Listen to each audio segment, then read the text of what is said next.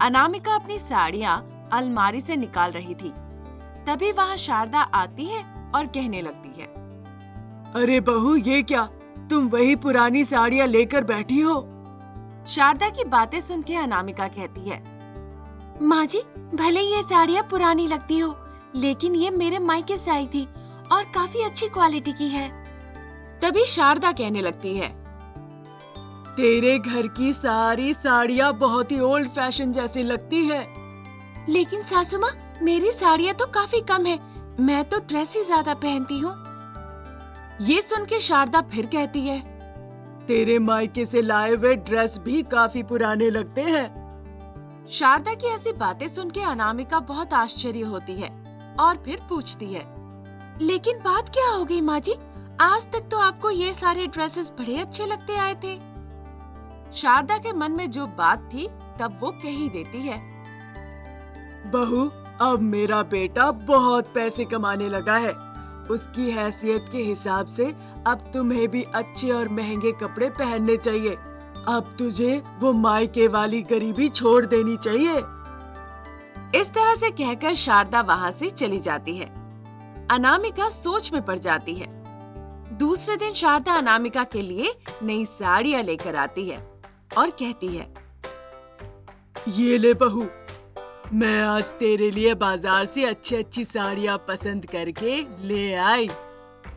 जब शारदा ऐसा कह ही रही थी, तभी अनामिका भी कहती है, माँ जी, मैं भी आपके लिए बाजार से कुछ लेकर आई हूँ।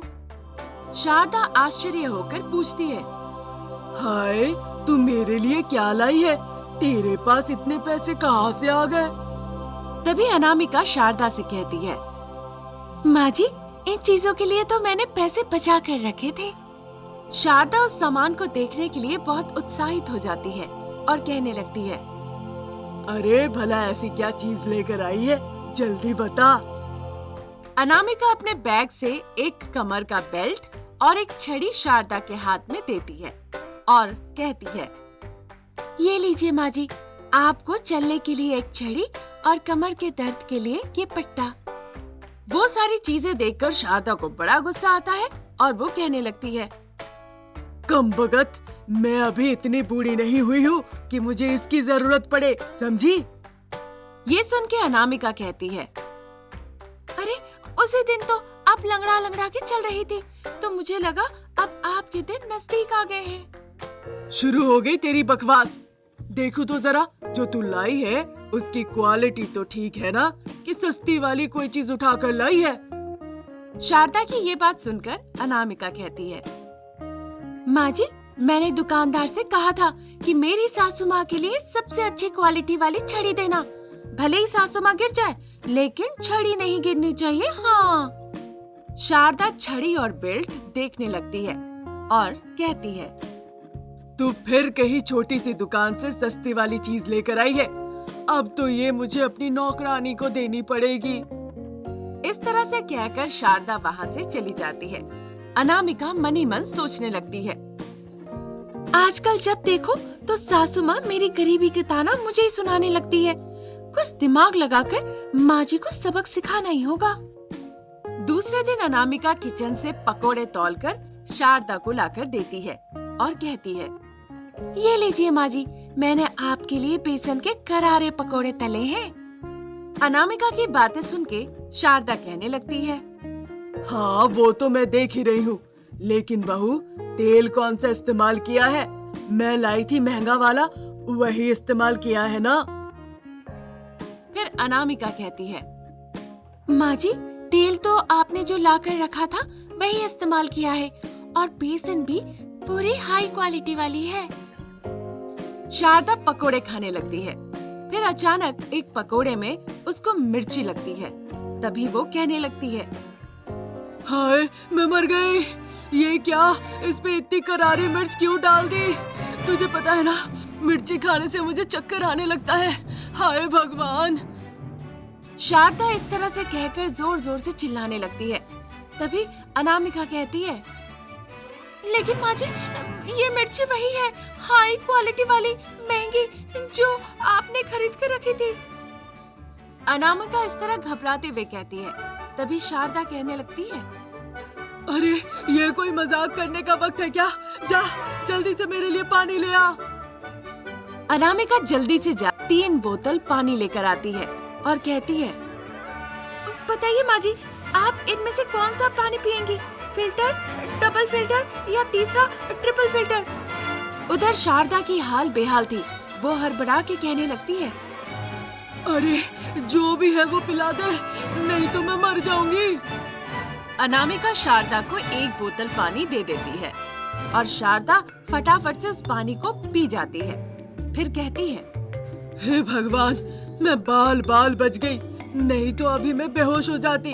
अरे कितनी बार कहा है इतनी मिर्च मत मिलाया कर। शारदा गुस्से में आकर अनामिका से कहती है।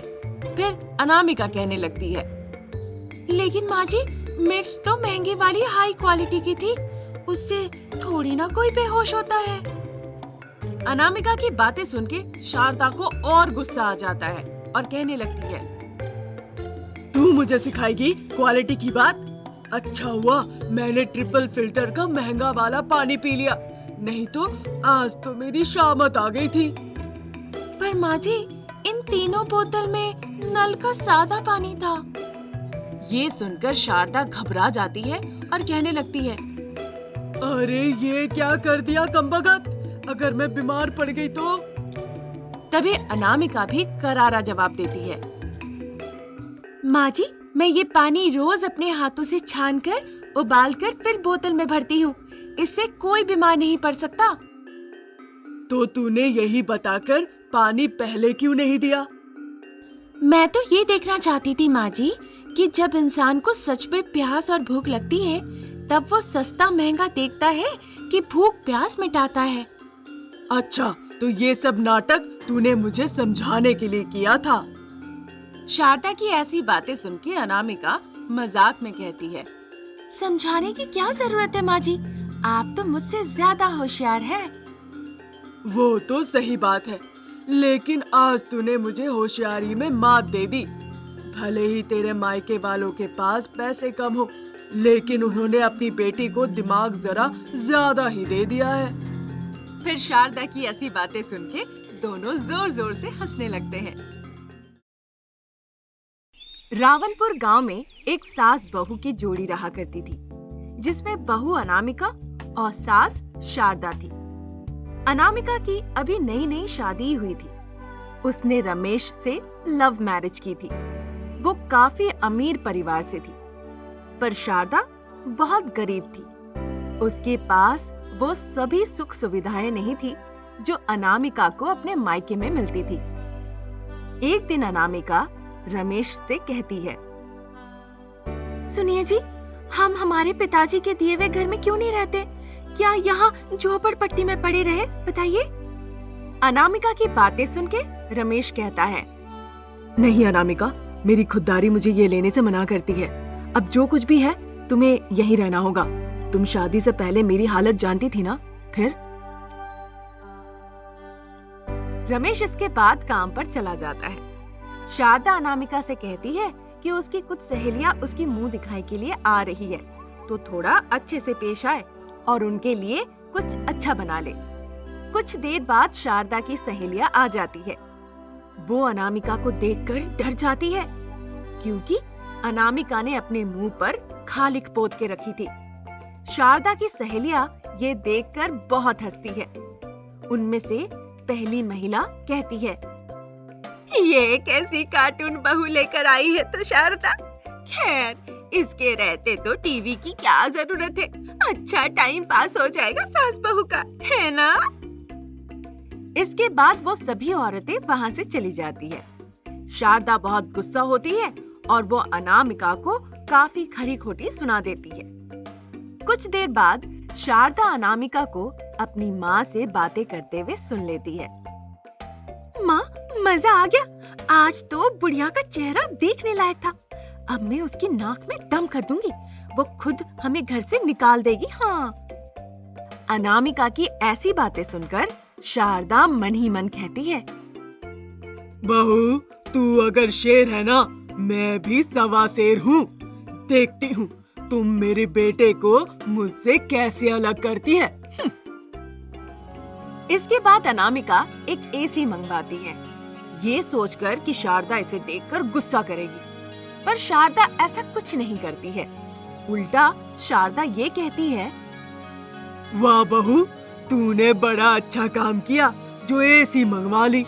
वैसे भी हमारा कूलर खराब हो गया था, अब बड़ी चैन की नींद आएगी। अनामिका वो एसी अपने कमरे में लगवाती है, पर शारदा उसे परेशान करने के लिए उसके कमरे में जाती है और रमेश से कहती है कि उसे गर्मी लग रही है तो वो बहू के साथ सोएगी। शारदा रात भर खर्राटे मारती है ताकि अनामिका सो ना पाए। अगली सुबह शारदा रमेश को बताती है कि उसके मौसा जी आ रहे हैं उसे और बहू को आशीर्वाद देने, तो अनामिका से कह देना कि ढंग के कपड़े पहने। रमेश अनामिका को समझा देता है, पर अनामिका के मन में कुछ और ही चल रहा होता है। वो कुछ काम का बहाना करके घर से चली जाती है और 2 घंटे बाद वापस लौट आती है, जब तक मौसा जी घर आ चुके थे। शारदा, कहाँ है बहू तेरी? मौसा जी की बातें सुन के शारदा हिचकिचाते हुए कहती है, बस वो आती ही होगी। इसके बाद एक बड़ी सी गाड़ी शारदा के घर के आगे आकर रुकती है, जिसमें से एक लड़की छोटे कपड़े पहनकर उतरती है और शराब की बोतल हाथ में ले रखी होती है। कोई मुझे मेरे रमेश डार्लिंग के घर तक छोड़ सकता है क्या? उस लड़की को नशे में धुत देखकर मौसा जी कहते हैं, ये लड़की कौन है शारदा, जो तुम्हारे घर के आगे तमाशा कर रही है? मौसा जी की ऐसी बातें सुनकर शारदा शर्मिंदा होकर कहती है, जीजा जी, ये मेरी बहू अनामिका है। शारदा की बातें सुन के मौसा जी बिल्कुल आश्चर्य हो जाते हैं और फिर कहने लगते हैं, किस तरह की बहू है तुम्हारी? कैसे कपड़े पहने हैं उसने और शराब पीकर आई है? हमारा तो धर्म भ्रष्ट कर देगी ये लड़की। इस घर में मैं एक पल नहीं रुक सकता, मैं जा रहा हूँ। इस तरह से गुस्से से मौसा जी वहां से चले जाते हैं। वो दिन खत्म हो जाता है। अगले दिन अनामिका बहुत खुश थी इस बात को लेकर कि उसने अच्छा परेशान किया अपनी सासू माँ को।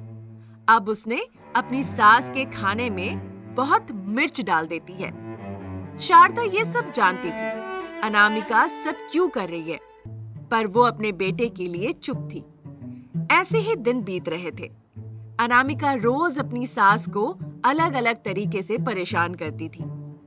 एक दिन उसने रमेश के पिताजी द्वारा लाई गई घड़ी जानबूझकर तोड़ दी ताकि आज तो शारदा उसे घर से निकाल ही दे।